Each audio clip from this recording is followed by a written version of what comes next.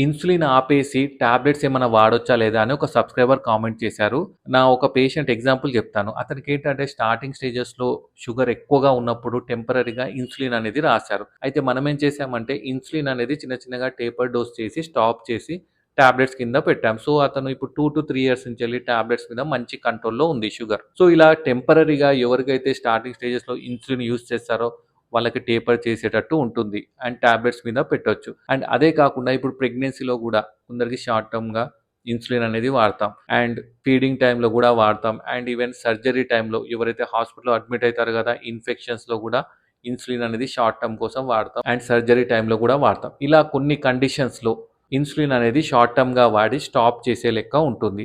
But అందరిలో ఇది possible గాదు. కొందరికేంటంటే ఇన్సులిన్ కంటిన్యూయస్‌గా వాడాల్సి వస్తుంది. ఎవరికంటే ఇప్పుడు వాళ్ళ బాడీలో ఇన్సులిన్ లెవెల్స్ అన్నీ తగ్గిపోయిన తర్వాత బయట నుంచెల్లి ఎలా అన్నా ఇన్సులిన్ అనేది తీసుకోవాల్సి వస్తుంది. కొన్ని కండిషన్స్‌లో అయితే ఇలా టాబ్లెట్స్ కింద కన్వర్ట్ చేయొచ్చు. బట్ అందరికైతే పాసిబుల్ ఉండదు. సో, మీకు ఏ కండిషన్‌లో ఇన్సులిన్ రాసారు? స్టాప్ చేశారా లేదా? కింద కామెంట్ చేయండి.